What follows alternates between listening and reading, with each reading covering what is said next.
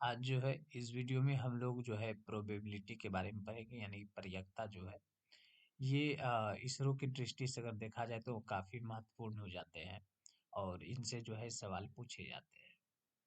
काफी लोगों स्टूडेंट्स ने मुझे कमेंट किया कि सर जो है प्रोबेबिलिटी को भी जो है एक बार डिस्कस करा दीजिए और इससे रिलेटेड जो सवाल हैं जो पूछे जाते हैं और प्रीवियस में भी किस प्रकार के सवाल पूछे गए थे तो वो जो है उसके बारे में बताइए। तो आज जो है वर्कशॉप कैलकुलेशन एंड साइंस और मैथ के जितने भी मैथ्स के चैप्टर हैं सारे का वीडियो जो है मेरे यूट्यूब चैनल पे अपलोड है। आपको जो है नीचे डिस्क्रिप्शन बॉक्स में लिंक मिल जाएगा प्लेलिस्ट का, डायरेक्ट जाके आप वहाँ जो है जितने भी मैथ्स के अब तक क्लास कराए गए हैं सारे जो है और आपको सिंपल, क्योंकि अगर आपने मैथ का क्लास किया है मेरा तो आपको पता होगा कि मैं सिंपल भाषा में और सरल तरीके से, ना तो कोई फ़ॉर्मूला यूज़ होता है और ना ही जो है आपको कुछ ऐसा है कि पूरा चीज़ें याद रखने की ज़रूरत है। बस छोटा-सा एक कॉन्सेप्ट होता है और उसी के आधार पे जो है मैं सवाल जो है बहुत ईज़ी तरीके से सॉल्व करता हूँ। और आप लोग भी को कोई दिक्कत नहीं होता है और आप लोग भी जो है उसे अच्छे से कर ले जाते हैं। तो जो है अगर आपने जो है पहले वीडियो नहीं देखा है तो पहला जो है मेरा स्क्वायर से है यानी एडवांस मैथ्स के, और उसके बाद जो है बाकी जो इसरो से रिलेटेड पूछे जाते हैं वो सारे हैं। और काफ़ी लोग ये भी कमेंट्स करके पूछते हैं कि सर ये जो है कौन-सा ट्रेड के लिए, कौन-सा ब्रांच के लिए? तो works of calculation and size जो है कोई स्पेसिफिक ट्रेड या ब्रांच से नहीं है, वर्क्स ऑफ कैलकुलेशन सभी के लिए सेम है, कोई भी ट्रेड से हो कोई भी ब्रांच से है, तो आप लोग जो है वीडियो को कंटिन्यू कर सकते हैं और बाकी भी वीडियो को देख सकते हैं, है ना? तो प्रोबेबिलिटी समझने से पहले और आप लोगों से एक रिक्वेस्ट है कि जो लोग चैनल पे पहली बार आए, चैनल को ज़रूर सब्सक्राइब करें और साथ में घंटे का आइकॉन को भी दबाएँ और वीडियो को ज़रूर शेयर करें, है ना? तो प्रोबेबिलिटी समझने से पहले जो है आपको कुछ बातें समझना होगा, है ना? तो इसमें बेसिकली हम लोग पढ़ते क्या हैं, ठीक है? ये जानना ज़रूरी है। तो ये एक प्रोबेबिलिटी होता है, ये एक जो है संभावना होता है ना? कि ये संभावना मतलब जो जैसे मैं एग्ज़ाम्पल के तौर पे कहूँ, तो जैसे कॉइन है ना, सिक्के होते हैं, तो सिक्के को अगर मैं ऊपर उछालूँ तो उसमें क्या होगा कि या तो हेड आएँगे या फिर टेल आएँगे। अगर आपने क्रिकेट मैच खेली है तो बचपन में हम लोग क्या करते थे कि जो है टॉस निकालने के लिए जो है कॉइन को उछालते थे, है ना? तो उसमें हेड या फिर टेल आता था। तो वो वही चीज़ें हैं कि उसमें कितने सिक्के उछालेंगे, कितने बार हेड आएगा, कितने बार टेल आएगा, इसके बारे में जो है पढ़ते हैं। दूसरा वही होता है प्रोबेबिलिटी में पासा यानी डाइस जिसे कहते हैं। तो वो लूडो का जो डाइस होता है तो उसमें टोटल कितने पहलू होते हैं? 6 पहलू होते हैं ना? तो उसके बारे में देखेंगे और उसके बाद एक जो है ताश की गड्डी होता है और गेंद होता है। तो बेसिकली हम लोग जो है इसरो में पूछे जाते हैं तो सिक्के से रिलेटेड पूछे जाते हैं, उसके बाद पासा देख लेंगे, बाकी टाइम बचा तो उसको भी देख लेंगे, ठीक है? तो आप यहाँ जो है कॉइन देख सकते हैं ना, ये कॉइन है। अगर मैं कहूँ कि मैं कॉइन जो है ये जो सिक्के हैं मैं हवा में उछालूँ, तो इसके कुल कितने संभावनाएँ बनेंगे? आप ध्यान से सुनिएगा, है ना? लेंदी कोई भी चीज़ों को खुद से लेंदी मत कीजिए, ठीक है? आप ध्यान से सुनिए। अगर मैं आपसे ये कहूँ कि ये इस सिक्के को मैं हवा में उछालता हूँ, तो आप कहेंगे सर इसकी 2 संभावनाएँ बनेंगे। क्या 2 संभावनाएँ बनेंगे? या तो हेड आ सकते हैं या टेल आ सकते हैं। ये होंगे ना, 2 संभावनाएँ होंगे, या तो हेड आएँगे या फिर टेल आएँगे, या फिर टेल आएँगे या फिर हेड आएँगे, कुछ तो आएँगे, है ना? चलिए, ये चीज़ें समझना है आपको। उसके बाद मैंने क्या कहा कि अगर मैं किसी सिक्के को यहाँ एक सिक्का है ऐसे उछालता हूँ तो क्या आएँगे, या तो हेड आएँगे, हेड को मैंने एस से लिखा है, टेल को मैंने टी से लिखा है। हेड आएँगे या टेल आएँगे। अगर मैं कहूँ कि टोटल कितनी घटनाएँ हो रही है, मतलब कितनी संभावनाएँ हो रही हैं, तो आप कहेंगे सर 2 हो रही हैं। तो इसके लिए दोस्तों मैंने एक कॉन्सेप्ट लिखा है। मेरे को बताओ कि आप लोगों को ये कॉन्सेप्ट याद रहेगा क्या? अगर मैं प्रोबेबिलिटी यही बस यही फॉर्म जो है कॉन्सेप्ट पे बनेंगे। प्रोबेबिलिटी के मतलब इसके जो कॉन्सेप्ट होते हैं वो होते हैं क्या? आने की संभावना बटे कुल संभावना। बस इसी पे बनेंगे। आपको कुछ कहीं कुछ ज़्यादा करने की ज़रूरत नहीं है। मेरे को बताओ आप लोग ये याद रह जाएगा क्या आप लोगों को? आने की संभावना बटे कुल संभावना ये याद रह जाएगा क्या?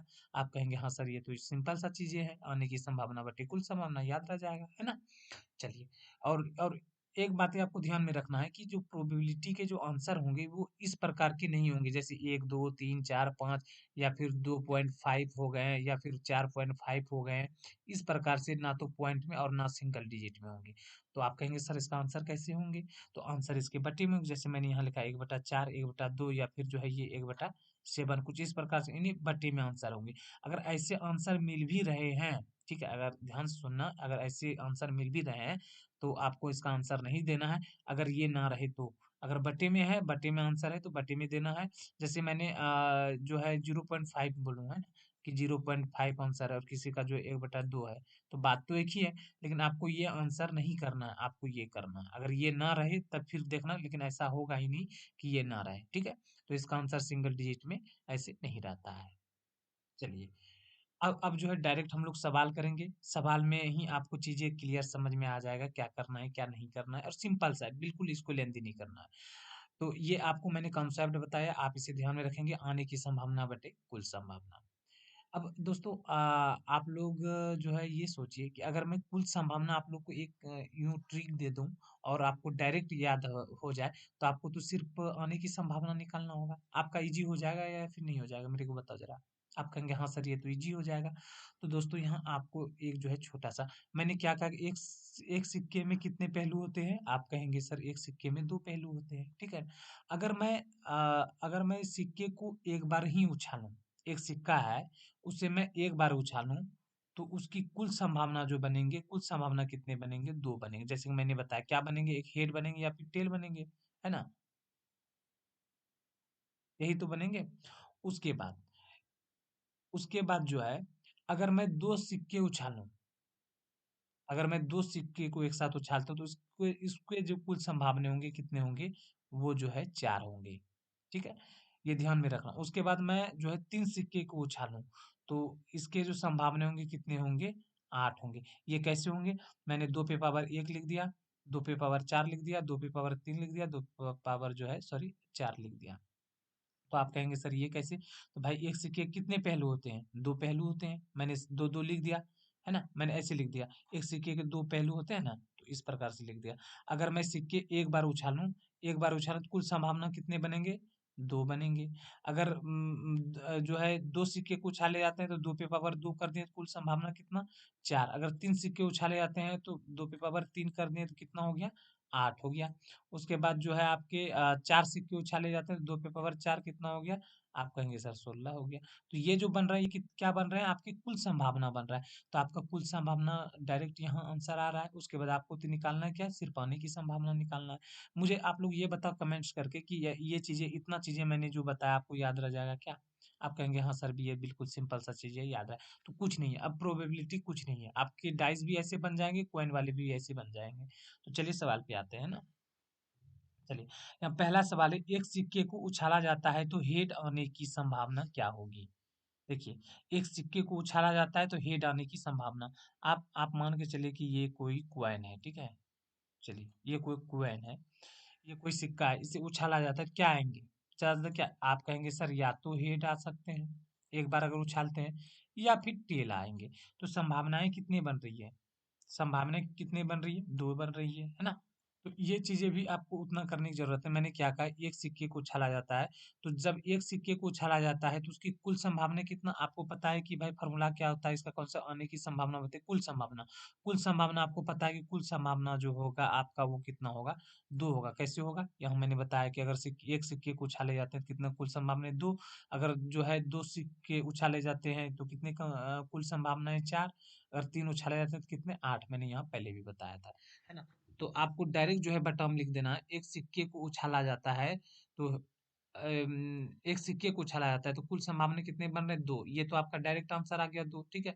अब ऊपर क्या है ये पता करना है आपको, देखिए, एक सिक्के को उछाला जाता है तो हेड आने की संभावना क्या है? यहाँ मैंने बताया कि जब एक सिक्के उछाला जाता है तो उसके 2 ही संभावनाएँ होती हैं, क्या? या तो हेड आएँगे या फिर टेल आएँगे। तो यहाँ पूछ रहा है कि हेड आने की संभावना क्या है? यहाँ कितनी संभावना है हेड आने की? एक ही है ना भाई, दूसरा तो टेल है। तो इसका आंसर क्या हो जाएगा? 1, यानी एक ही हेड आने की संभावना 1, तो इसका जो आंसर हो जाएगा क्या? 1/2 हो जाएगा। बताओ, ये सिंपल था। ये मैंने इतना समझाने के लिए जो है मुझे इतनी बातें बोलनी पड़ी। आपको बिल्कुल भी सोचने की ज़रूरत नहीं है। आप आँख मूंद के जो है डायरेक्ट ऐसे ही आंसर निकाल दोगे। है ना? चलिए, अगला सवाल, यदि 2 सिक्के उछाले जाते हैं तो दोनों पर टेल आने की संभावना क्या होगी? या फिर टेल आने की प्रयिकता क्या होगी? अब मैंने बोला कि 2 सिक्के उछाले जाते हैं तो आपको मैंने यहाँ बताया था फ़ॉर्मूला फ़ॉर्मूला क्या बताया था? आने की संभावना बटे कुल संभावना। आपको कुल संभावना पता हो जाएगा? हाँ, बिल्कुल हो जाएगा कैसे हो जाएगा? मैंने क्या कहा कि 2 सिक्के उछाले जाते हैं, तो जब 2 सिक्के उछाले जाते हैं तो कुल संभावना कितना बनता है? 4 बनता है। आप कहेंगे सर एक तो आंसर पता चल गया कि बट्टे में इसका 4 है ना? कभी-कभी ऐसा होता है कि भाई अगर बट्टे में ऑप्शन में देख लीजिए कि बट्टे में 4 किसमें है, अगर जो है सब में 4 है तो आंसर निकालेंगे, अगर एक ही में 4 है तो डायरेक्ट उसका आंसर टिक कर देंगे, है ना? चलिए, तो यहाँ देखिए यदि 2 सिक्के उछाले जाते हैं तो दोनों पर टेल आने की प्रयिकता क्या होगी? ये पूछा है। यदि 2 सिक्के उछाले जाते हैं तो मुझे पता चल गया कि फ़ॉर्मूला क्या होता है भैया कुल संभावना सॉरी जो है आने की संभावना बटे कुल संभावना। तो कुल संभावना तो मुझे पता चल गया कि कितने हैं, 4 होंगे। अब ये बताओ कि इसमें पूछा जा रहा है कि दोनों पर टेल आने की। तो यहाँ देखिए इस प्रकार से 2 कॉइन है, ठीक है? 2 सिक्का है ना? 2 सिक्का है, तो जब मैं 2 सिक्के को उछालता हूँ, तो देखिए मैंने दोनों सिक्के एक साथ उछाले, है ना? दोनों सिक्के को ऐसे उछाला मैंने, तो दोनों सिक्के क्या होंगे कि मैंने दोनों आप घर में कभी ऐसे प्रैक्टिस करके भी देख लेना सिक्के उछाल के, ठीक है ना? एक पे हो सकता है कि एक पे हेड आए या फिर टेल आए, हो सकता है कि नहीं? हाँ, यही होगा ना? एक तो ये संभावना हो गई। दूसरी बात क्या कि या तो भाई एक पे मतलब टेल आ जाए पहले पे या फिर दूसरे पे हेड या फिर दूसरे पे हेड आ जाए या दूसरे पे टेल। ये दूसरी संभावना बन रही है। उसके बाद या तो भाई ऐसा हो सकता है कि ये दोनों है, दोनों पे टेल टेल ही आ जाए। 2 सिक्के मैंने एक साथ जब उछाले तो हो सकता है कि दोनों पे टेल टेल आ जाए। या तो भाई आप कहेंगे सर ये भी तो हो सकती है कि दोनों पे हेड हेड ही आ जाए। तो आप मन में सोचिए, आप सिक्के उछाल के देखिए, तो कितनी संभावनाएँ बन रही है? आप कहेंगे सर 1, 2, 3, 4 नहीं 3 4 पेयर बन रही हैं कि टोटल कितने संभावनाएँ बन रहे हैं? क्योंकि देखिए मैंने 2 क्यों लिखा? क्योंकि भाई 2 सिक्के उछाले जा रहे हैं ना, तो ये 2-2 के पेयर में बनेंगे। तो टोटल जो कितने संभावनाएँ बन रहेंगे? आप कहेंगे सर टोटल जो है 4 संभावना बन रहा है ना? टोटल जो है यहाँ कितना 4 संभावना बन रहा है, यही मैंने 4 लिखा। आप जैसे आप यहाँ भी देख लेंगे ना, यहाँ भी जैसे मैंने कहा ना कि जो है एक सिक्के उछाले जाते हैं तो कितनी संभावना एक हेड बनेंगे, टेल बनेंगे तो कुल संभावना कितना 2 2 सिक्के उछाले जाते हैं जैसे मैंने बताया कितने कुल संभावनाएं बने 4 3 सिक्के के बारे में भी आप ऐसे देख लेंगे तो उसका सब कुल संभावना 8 बनेगा 2 के बाद सॉरी 4 सिक्के के बारे में देख लेंगे तो 16 बनेगा।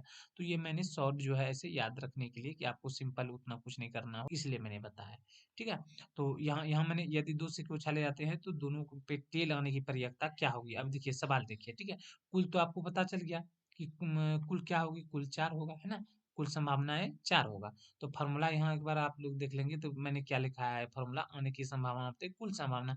तो कुल संभावना मैंने ईज़ी तरीके से बता दिया कि आप कैसे निकालेंगे। उसके बाद आने की संभावना आपको निकालना है ना? तो आने की संभावना। अब देखिए यहाँ सवाल क्या है कि दोनों पर टेल आने की संभावना, यानी दोनों ये जो दोनों सिक्के हैं, तो टेल आने की संभावना आप यहाँ देखिए जो दोनों सिक्का है, दोनों पे टेल टेल आए कब आए तो यहाँ देखिए कुल एक ही संभावना बन रही है कि ऐसा एक स्थिति एक ही है कि जो जो दोनों पे टेल-टेल आए, है ना? कुल कितनी संभावनाएँ बन रहे हैं? 4 बन रहे हैं। 4 में से ऐसा कितनी संभावना बन रहा है कि दोनों पे टेल आए? आप कहेंगे सर 1 बन रहे हैं। तो इसका आंसर क्या हो जाएगा? इसका आंसर हो जाएगा 1/4। सिंपल है ना? इसमें कोई रॉकेट साइंस नहीं है। उसके बाद अगला देखिए, अब देखिए 3 सिक्के वाले आ गए। यदि 2 सिक्के को 2 सिक्के क्या है ना, यदि 2 सिक्के को उछाले जाते हैं तो एक बार हेड और दूसरी बार टेल आने की संभावना क्या होगी? तो यहाँ देखिए 3 मार्क्स वाला है, यदि 2 सिक्के को उछाले जाते हैं तो एक बार हेड आने की और दूसरी बार टेल आने की संभावना क्या होगी? तो यहाँ मैंने 2 सिक्के का बनाया था ना कि अगर 2 सिक्के कहे तो कुल संभावना कितने हो जाएँगे? आप कहेंगे 4 हो जाएँगे सर। 4 कौन-कौन हो जाएँगे? यहाँ मैंने लिखा है, एक तो या तो हो सकते हैं टेल हेड, यहाँ 2 सिक्के के बारे में मैंने समझाया। हो सकता है कि पहली पे टेल आए, दूसरी यहाँ पहली पे टेल आए और दूसरी पे क्या आ जाए? हेड आ जाए।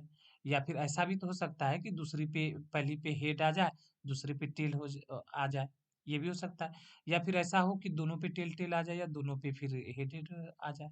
ठीक है? ये संभावनाएँ बनती हैं, तो टोटल कितने बन रहे हैं? 4 संभावनाएँ बन रहे हैं। अब यहाँ जो सवाल पूछा है कि यदि 2 सिक्के को उछाले जाते हैं, तो एक बार हेड व दूसरे बार टेल आने की संभावना क्या है? बोल रहा है कि एक बार हेड, ऐसा हो कि एक बार हेड और दूसरी बार टेल आने की संभावना क्या होगा? आप यहाँ देखिए कि ऐसा संभावना कहाँ बन रहा है कि एक बार हेड एक बार टेल। तो यहाँ देखिए एक बार टेल, एक बार हेड, एक बार हेड, एक बार टेल। तो ऐसा संभावना कितने बन रहे हैं? 2 ही बन रहे हैं, है ना? तो यहाँ सवाल में क्या था कि एक बार हेड और दूसरे बार टेल आने की संभावना क्या होगी? तो यहाँ देखिए एक बार हेड, दूसरे बार टेल। आपको आगे-पीछे नहीं देखना कि पहले टेल आ गया, हेड आ गया। ये पूछ रहा है कि संभावना कितने बनेंगे जिसपे कितने हेड और टेल आएँगी। तो यहाँ देखिए एक बार टेल हेड आया, एक बार फिर हेड टेल आया, यानी टेल हेड आने की संभावना कितनी बन रही है? 2 बन। तो जो इसका आंसर हो जाएगा वो कितना हो जाएगा? 2/4 हो जाएगा। आप इससे कटा लेंगे तो कितना आंसर हो जाएगा? 1/4 हो जाएगा। तो यही इसका आंसर हो जाएगा, है ना?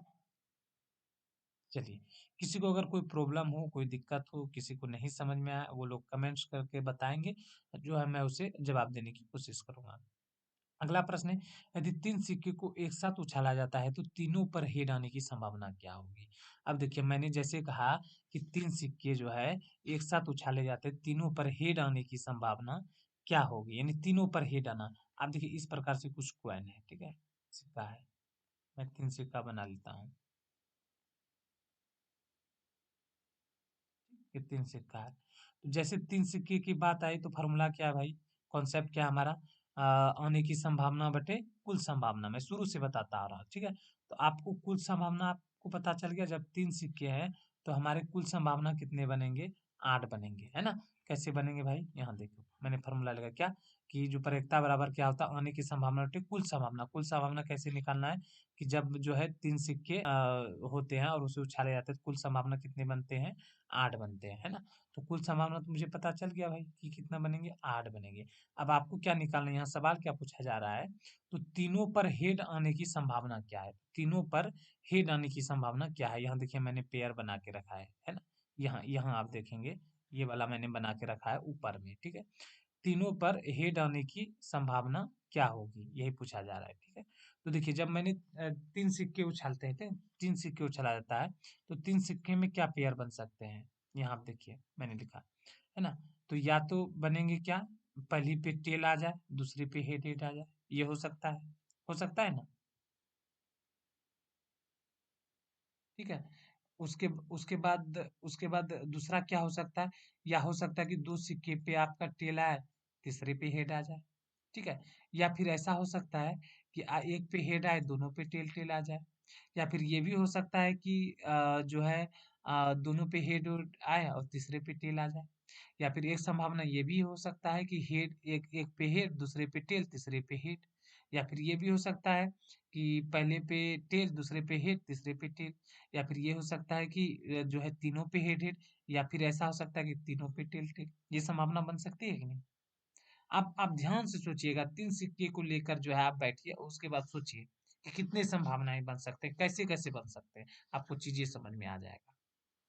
फिर भी फिर भी अगर आपको ये पेयर जो है आपको नहीं निकालना आता है ना? या फिर आपको समझ में नहीं आया, तो आप सिंपल सा चीज़ें जो है आप इसे याद रख लेंगे, 3 कॉइन के लिए। कैसे याद रखेंगे? चलिए। अच्छा मैं आपसे ये कहूँ कि आपको ये चीज़ें जो है बिल्कुल याद रखने की भी ज़रूरत नहीं है, ठीक है? मैं बेकार की बातें जो है आप लोगों को ये बता रहा हूँ कि आपको जो है याद रखना बिल्कुल भी याद नहीं रखना है, ठीक है? सिंपल सा चीज़ें हैं। जैसे मैंने कहा कि सवाल है कि यदि 3 सिक्के को एक साथ उछाला जाता है, तो तीनों में हेड आने की संभावना क्या है? तीनों में हेड आने की ये सिर्फ़ एक ही कंडीशन होगा जो है कि जब तीनों में जो है हेड-हेड आए, ठीक है? तो यहाँ 1 मिनट में पेन यूज़ कर लेता हूँ, है ना? यहाँ जैसे कि मैंने पेयर बनाया है, आप देख लीजिए कि यहाँ जो है सिर्फ़ एक ही कंडीशन ऐसा है कि जो है यहाँ सिर्फ़ हेड आने की संभावना है। तो क्या पूछा जा रहा है कि तीनों पर हेड आने की संभावना कितनी है? तो कुल संभावना आपको पता है 8 होगा, तो कितना हो जाएगा? 1/8 हो जाएगा। ये रही बात हेड की। अगर टेल की भी बात पूछे, तो यहाँ आप देखिए टेल की भी जो है कितनी जो है एक मतलब जो है तीनों पर टेल आने की संभावना कितना है?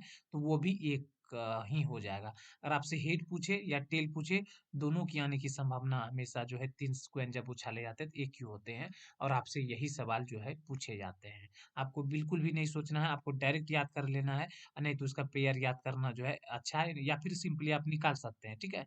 निकाल सकते हैं आप मन में सोच के, जो है अच्छे से अगर सोचिए 3 कॉइन लीजिए, उसके बाद निकालिए कि कितनी संभावनाएँ बन सकती है। अगर आपको नहीं याद रहे तो आपको जो है सिंपल सा चीज़ है, आप यहाँ देखिए कि आपको तो ये याद रह जाएँगे, ट्रिपल एच, ट्रिपल टी याद रह जाएँगे ना? बहुत शातिर हैं आप लोग, याद रह जाएगा, मुझे पता है ट्रिपल एच और ट्रिपल टी, है ना?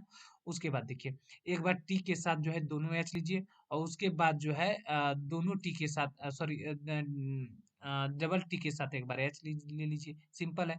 उसके बाद जो है आप यहाँ देखिए एच टी टी कर लीजिए, उसके बाद फिर जो है आप डबल एच टी कर लीजिए, सिंपल सा है। देखिए सोच के भी देखिए कितना ईज़ी है। और उसके बाद जो है एक बार टी को बीच में रखिए, एक बार एच को बीच में रखिए, कितना अच्छा पेयर है। सिंपल सा, ऐसे भी दिमाग में याद रह जाएगा। अगर ना रहे तो आप निकालने के लिए कोशिश कीजिए, आप दिमाग में सोचिए, आपका बिल्कुल निकल के आ जाएगा, नहीं तो मैंने जितना कहा आप उतना कीजिए। आपको बिल्कुल भी याद रखने की ज़रूरत नहीं है, इसकी कोई भी ज़रूरत नहीं है, कोई भी संभावना नहीं है, सॉरी, कोई भी ज़रूरत नहीं है ना? आपसे सिर्फ़ 2 ही सवाल पूछे जाएँगे कि हेड आने की संभावना कितना होगी या फिर टेल आने की संभावना कितना होगी। तो जब 3 कॉइन उछाले जाएँगे तो हेड आने की संभावना जो है 1 ही होगा, आपको कुल संभावना पता है 8 होगा, अगर टेल की आने की संभावना तो वो भी 1 होगा, कुल संभावना आपको पता है 8 है। ठीक है? अगला सवाल देखते हैं। अगला है, यदि 3 सिक्के को एक साथ उछाला जाता है तो कम से कम एक पर हेड आने की संभावना क्या होगी? अब देखिए, ये तो और हलवा है ना? बिल्कुल हलवा है। मैंने क्या कहा कि जब 3 सिक्के उछाले जाते हैं तो आपको फ़ॉर्मूला पता है कि क्या होता है, आने की संभावना बताइए, कुल संभावना जब 3 सिक्के हैं तो कुल संभावना कितने हो जाएँगे? आप कहेंगे सर ये तो बहुत ईज़ी, 8 हो जाएँगे। जब कुल संभावना 8 हो जाएँगे तो अब पूछा गया क्या कि 3 सिक्के उछाले जाते हैं तो कम से कम 1 पर हेड आने की संभावना क्या होगी? जब पूछे 1 पर हेड आने की संभावना क्या होगी, तो आपको क्या करना है, यहाँ कम से कम की बात की जा रही है। यहाँ आप देखिए कम से कम, जब जहाँ जो है इस प्रोबेबिलिटी में कम से कम बात करें तो आपको कुछ नहीं करना, नीचे वाले में 1 घटा के ऊपर में लिख देना है। तो इसका आंसर हो जाएगा 7 बटे 8। ये डायरेक्ट, आप कहेंगे सर आपने तो ये डायरेक्ट लिख दिया, लेकिन मेरे को समझ में कैसे आएगा? तो भाई आप कर लो ना, मैंने पेयर बना दिया है, आपको पेयर देख लीजिए, कैसे देखना है? चलिए, सवाल क्या है? यदि 3 सिक्के को एक साथ उछाला जाता है तो कम से कम 1 पर हेड आने की संभावना क्या होगी? तो मैंने 3 सिक्के के यहाँ पेयर बनाए थे, है ना? यहाँ देखिए, तो सवाल क्या था? कम से कम 1 पर हेड आने की संभावना। तो ऐसा नहीं है कि मतलब जो है 2 हेड आ जाए, कुछ नहीं, कम से कम 1 पर होना चाहिए, है ना? तो यहाँ देखिए, जो पहले वाले पेयर में यहाँ तो 2 जगह हेड है, तो ये बातें तो क्लियर है। उसके बाद यहाँ देखिए कम से कम 1 पेयर हेड आने की संभावना पूछा है, इसमें भी 1 हेड यहाँ है, तो ये भी तो 2 हो गया। उसके बाद देखिए यहाँ भी 1 हेड है, 3 आ गया। उसके बाद पूछ रहा है कि जो है कम से कम 1 हेड आना ही चाहिए, तो इसमें भी 1 हेड है, तो 4 तो ऐसे हो गया। उसके बाद यहाँ देखिए 1 हेड है, 5 हो गया। उसके बाद यहाँ भी देखिए 1 हेड है, 6 हो गया। और यहाँ जो है, यहाँ देखिए ऐसे ट्रिपल एच एच है ना? यार आप तो कुछ गलत मत समझना। तीनों बार हेड आएगा या फिर तीनों बार टेल आएगा, तो यहाँ भी एक हेड है, तो टोटल आप गिन लीजिए कितना संभावना हो गया जिसपे कि कम से कम 1 पर हेड है। देखिए, सवाल आप ध्यान से सुनिएगा। यहाँ जो बोला गया है, यहाँ बोला गया है कि यदि 3 सिक्के एक साथ उछाले जाते हैं तो कम से कम 1 पर हेड आने की संभावना क्या है? यानी भाई जितने हेड आ जाए उससे मतलब नहीं, लेकिन कम से कम 1 पर आना चाहिए। तो यहाँ देखिए, यहाँ आ रहा है 2 पे आ रहा है तो हमको कोई मतलब नहीं, 1 पे आ रहा है कि नहीं? हाँ, बिल्कुल आ रहा है। यहाँ देखिए, यहाँ 1 आ रहा है, यहाँ 2 आ रहा है, यहाँ भी 1 3 हो गया, यहाँ भी आ रहा है 4, 5 हो गया, 6 हो गया, और यहाँ तो 3 हेड आ रहे हैं, तो मुझे 1 से कम है तो आ रहे हैं कितना? 7। तो मैंने क्या कहा था प्यारे साथियों, कि जैसे ही ये ऐसे बोले कि 3 सिक्के एक साथ उछाले जाते हैं, तो कम से कम 1 पर हेड या टेल आने की संभावना क्या होगी? तो आपको डायरेक्ट आंसर टिक करना है 7/8। हेड पूछे या टेल पूछे, ध्यान रहे, आपको डायरेक्ट आंसर करना है 7/8। कैसे करना है? कि जो कुल संभावनाएँ होंगी, उसमें आपको 1 माइनस कर देना है। सिर्फ़ आपको 1 माइनस कर देना है। ये आपका जो है सटीक हो जाएगा। बाकी मैंने पेयर भी बनाया है, पेयर बना के भी नहीं, आपको जो तरीके पसंद आए, आप खुद रख लो उसे, है ना? चलिए, अगला है, यदि 3 सिक्के उछाले जाते हैं, तो जैसे 3 सिक्के की बात मैंने पूछा, कुल संभावना आप कहेंगे सर 8, है ना? बिल्कुल सिंपल है। तो 1 पर टेल आने की संभावना क्या हो? ठीक है? क्या पूछा जा रहा है कि यदि 3 सिक्के उछाला, हाँ, देखिए इसमें पूछा जा रहा है कि यदि 3 सिक्के उछाले जाते हैं तो 1 पर टेल आने की संभावना क्या होगी? तो 1 पर टेल इन्होंने पूछा है, अगर 2 पे टेल आ जाए तो उसे काउंट नहीं करना है, 3 पे टेल आ जाए तो काउंट नहीं करना है, सिर्फ 1 पे टेल आने की संभावना क्या होगी? तो यहाँ मैंने 3 सिक्के कुल संभावना कितने बनेंगे? 8 बनेंगे और उसके बाद जो है 3 सिक्के उछाले जाते हैं, इसके मैंने पेयर बनाए हैं। तो यहाँ आपको देखना है कि जो है 1 पर सिर्फ टेल, तो आप यहाँ देख तो आपका ये हो गया, है ना? जो 1 पर टेल है, यहाँ 2 पे टेल है, वहाँ सवाल में पूछा है कि 1 पर टेल आने की संभावना, तो ये तो होगा ही नहीं। उसके बाद देखिए यहाँ पे 2 बार टेल है, तो ये भी होगा नहीं। यहाँ 1 बार टेल है, तो आपका 1 ये बन रहा है। उसके बाद यहाँ देखिए 1 बार टेल ये है, तो आपका ये बन रहा है। बाकी यहाँ देखिए 2 बार टेल है और यहाँ तो टेल है ही नहीं, यहाँ 3 बार टेल है। तो कितनी संभावनाएँ बन रही? 1, 2, 3। तो इसका जो आंसर हो जाएगा, वो कितने हो जाएँगे? आप कहेंगे सर 3/8 हो जाएगा। बताओ, बताओ इसमें कुछ था? नहीं ना? बिल्कुल। चलिए, अब अगला आ जाते हैं डाइस पे। डाइस सिंपल चीज़ है, सिंपल सा है, ठीक है? इसे समझना है डाइस को। कैसे समझेंगे आप? तो पासा, पासा किसे कहते हैं? मैं एक बार फिगर है मेरे पास, मैं दिखा देता हूँ, क्या है ना? ताकि आपको चीज़ें अच्छे से समझ में आए। इसे कहते हैं पाइस, सॉरी, जो है पासा यानी डाइस कहते हैं। तो ये जो है आप लूडो का गोटी, अगर आप लोगों ने लूडो खेली है तो आप लोगों को पता होगा कि इसके 6 पहलू होते हैं। कैसे? एक यहाँ देखिए इसे इस प्रकार से होते हैं, 1 होते हैं, ये 2 होते हैं, उसके बाद यहाँ देखिए 3 होते हैं, फिर 4 होते हैं, 5 होते हैं, 6 होते हैं। इस प्रकार से जो है 6 पहलू होते हैं। इसी पे जो है हम लोग सवाल करने वाले हैं, ठीक ठीक है? तो चलिए, अब मैंने जैसे कहा कि डाइस के कितने पहलू होते हैं, तो इसके कितने पहलू होते हैं? 6 पहलू होते हैं। 6 पहलू कौन-कौन होते हैं? मैंने दिखा दिया आपको, है ना? तो कैसे होते हैं नंबर में? 1 होते हैं, 2 होते हैं, 3 होते हैं, 4 होते हैं, 5 होते हैं और 6 होते हैं, ठीक है? अब देखिए कुल संभावना, वैसे फ़ॉर्मूला क्या है? फ़ॉर्मूला वही है कि जो है आने की संभावना, है ना? मैं एक बार लिख देता हूँ, जो मैंने डाइस में बताया था, आने, अरे यार मेरा आने की, मैं माउस से लिख रहा हूँ ना, तो इसलिए चीजें सही नहीं लिख पा रहा हूँ। आने की संभावना बटे,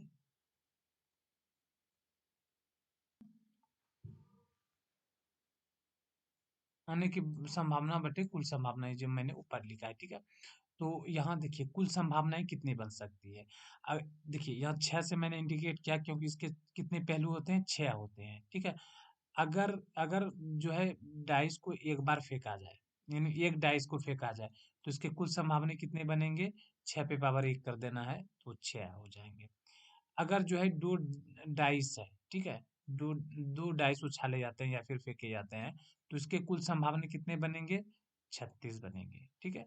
उसके बाद अगर 3 डाइस जो है उछाले जाते हैं, तो 6 पे पावर 3, इसके कुल कितने संभावना बनेंगे?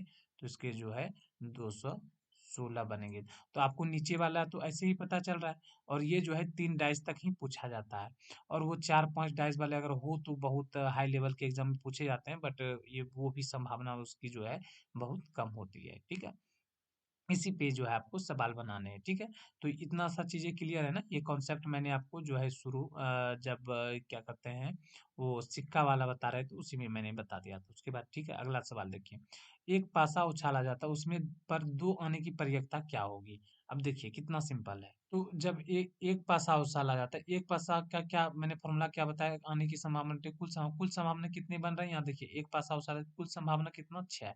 आप तो पहले सबसे पहले लिख देंगे कि भाई कुल संभावना 6 है। अब देखिए एक पासा उछाला जाता है, अब सवाल है उस पर 2 आने की प्रयिकता क्या होगी? तो आपको पता है कि भाई उसमें 6 पहलू होते हैं, किस प्रकार से होते हैं? 1, 2, 3, 4, 5, 6 होते हैं। तो 2 कितना है? तो आप कहेंगे सर 2 एक ही है, तो कितना हो जाएगा? इसकी संभावना कितना हो जाएगा? 1/2 हो जाएगा। इसका आंसर जो है ये हो जाएगा, ठीक है? 2 तो एक ही है ना, तो आने की संभावना कितना है? एक ही है। सिंपल सा है ना? अगला है, एक पासा उछाला जाता है तो उसमें 4 से बड़ा अंक आने की प्रयिकता क्या होगी? जब एक पासा उछाला जाता है तो कुल संभावना कितने होंगे? 6, 4 से बड़ा अंक आने की संभावना कितना? एक तो 4 से बड़ा बोला है ना कि छोटा, तो 4 से बड़ा आने की संभावना कितना? 2 है, 2 है, कौन-कौन है? एक तो 5 हो गया, एक तो 6 है, हो गया, तो कितनी संभावना बन रही है? 2, यानी 2/6, इसे घटा लीजिए तो इसका आंसर कितना निकलेगा? 1/3। बताओ। डाइस में कुछ है, सिंपल सा चीज है ना। चलिए, अगला है 3 नंबर का सवाल। एक पासे को उछाला जाता है तो सम संख्या आने की संभावना क्या है? तो जब एक पासे को उछाला जाए तो कुल संभावना कितने बनेंगे? आप कहेंगे सर कुल संभावना 6 बनेंगे, है ना। मैंने बताया आपको, एक पासा उछाला जाता है तो सम संख्या आने की प्रयत्ता क्या होगी, यानी सम संख्या। तो आप ये बताओ, इसमें सम संख्या कितना है? पासे पासे में जो होते हैं, कितने होते हैं भाई? एक तो एक होते हैं, इस प्रकार से दो होते हैं पहलू, तीन होते हैं, चार होते हैं, पांच होते हैं, छह होते हैं। इसमें सम संख्या कितना? आप कहेंगे सर एक तो दे दो है, चार है, छह है, तो कितने सम संख्या है? तीन। तो वही बोला जा रहा है कि एक पासे को उछाला जाता है तो उसमें सम संख्या आने की प्रयत्ता क्या होगी? तो सम कितने आएंगे? तीन आएंगे। ठीक है, तो इसका आंसर जो आ जाएगा, इसे कट करेंगे तो कितना हो जाएगा? दो, तीन दूनी छह, 1/2 इसका जो है राइट आंसर निकल के आ जाएगा। ठीक है, अगला सवाल है, यदि दो पासों को एक साथ उछाला जाता है तो दोनों का योग 11 आने की प्रयत्ता ज्ञात करें। ठीक है, अब देखिए यहाँ जो है दो पासा उछाला जाता है, तो जब दो पासा उछाले जाते हैं तो उसके जो है कुल संभावना कितने बनते हैं? तो आप कहेंगे सर इसके तो कुल संभावना 36 बनेंगे। दो पासे उछाले जा रहे हैं, कैसे? कैसे? जरा दिखो तो यहाँ, हाँ है ना, कि जब दो पासे उछाले जाते हैं तो इसके कुल संभावना कितने बनेंगे? यहाँ मैंने लिख दिया है, कितने बनेंगे? 36 बनेंगे। ठीक है, तो ये चीजें तो आपको पता चल गया कि भाई जो कुल संभावनाएं बनेंगे कितने बनेंगे? 36 बनेंगे।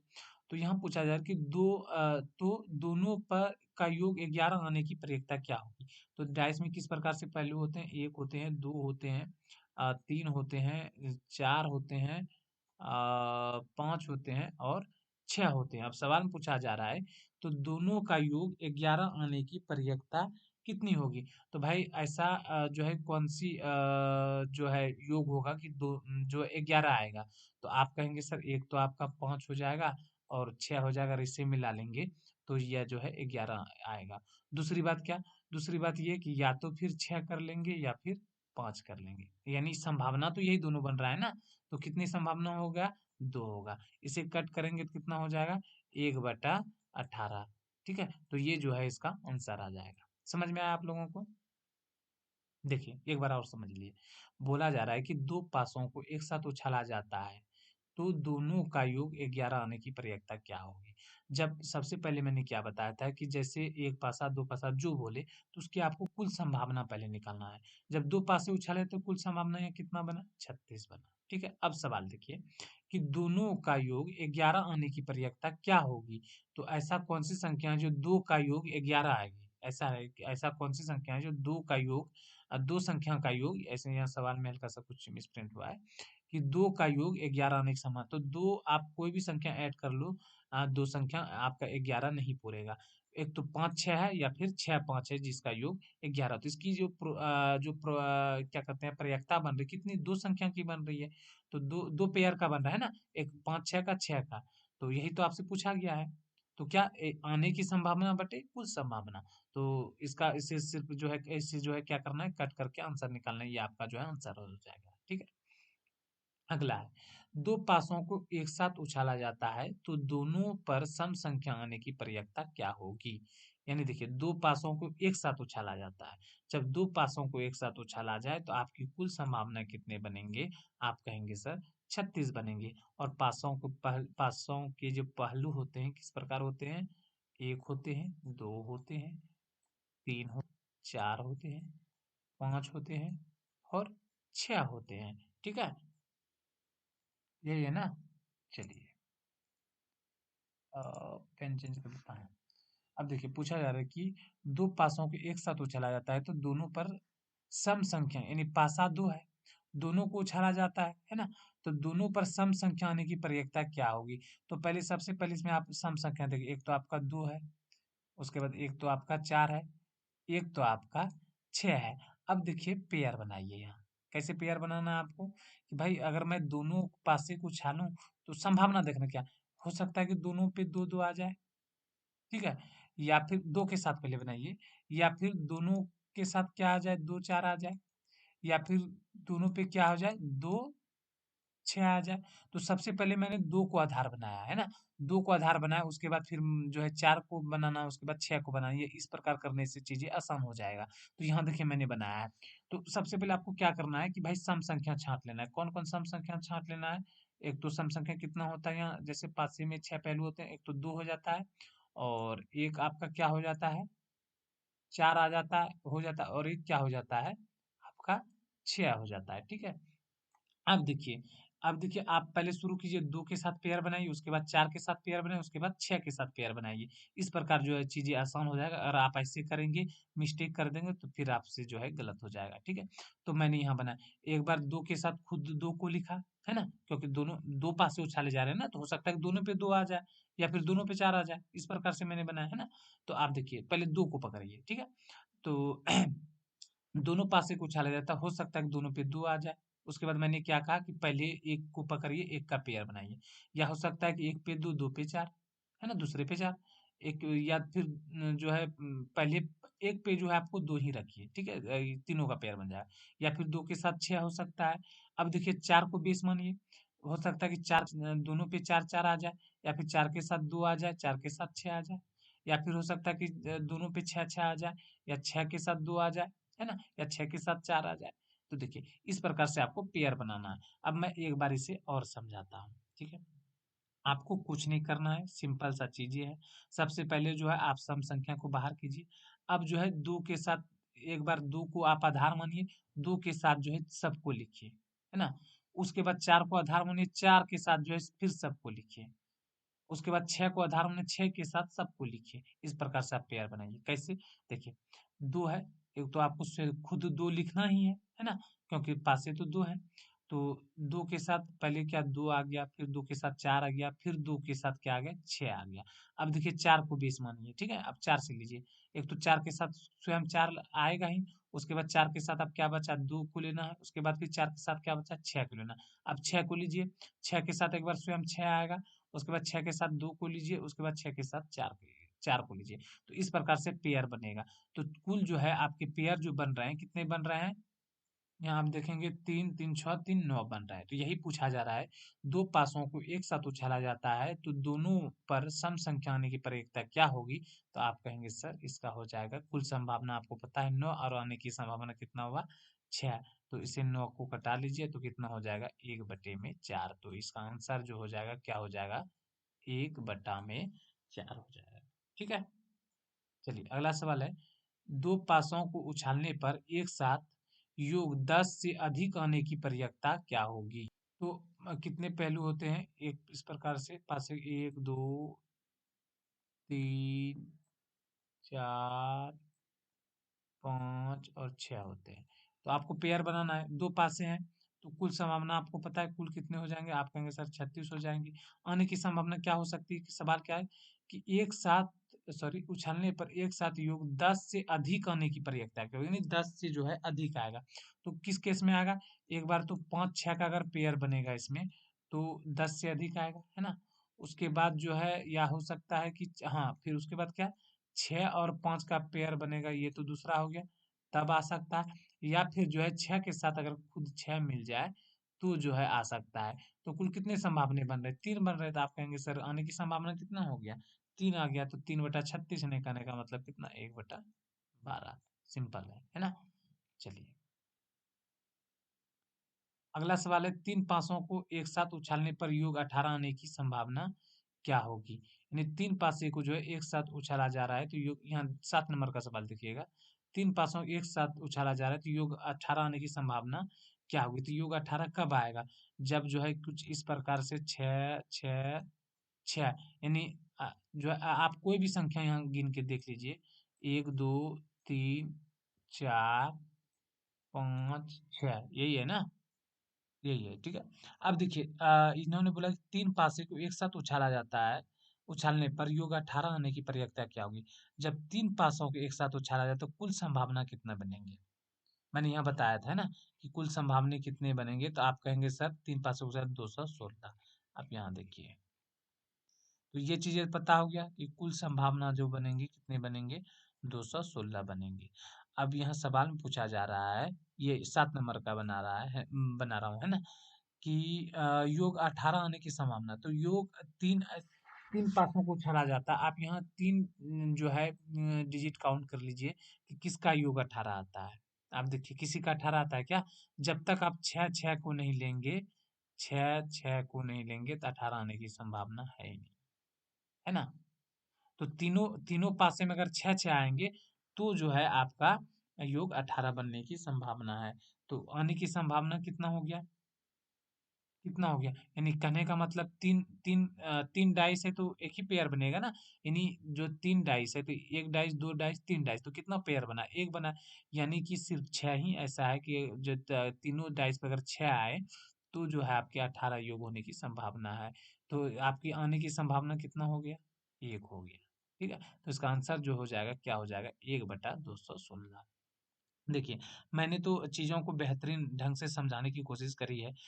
फिर भी हो सकता है कि अगर कोई कमी रही हो या फिर आप लोगों को चीज़ें समझ में नहीं आया हो, तो आप लोग जो है कमेंट्स कीजिए और पूरे में डिटेल्स में लिख के कीजिए कि आपको कहाँ दिक्कत हुई। नेक्स्ट वीडियो जो है मेरा उस टॉपिक पे होगा और मैं आपको समझाने की कोशिश करूँगा, ठीक है? अगले वीडियो में। तो चलिए इस वीडियो में इतना ही। जो लोग पहली बार आए चैनल को ज़रूर सब्सक्राइब करें और साथ में जो है घंटे का आइकॉन को दबाएँ, है ना?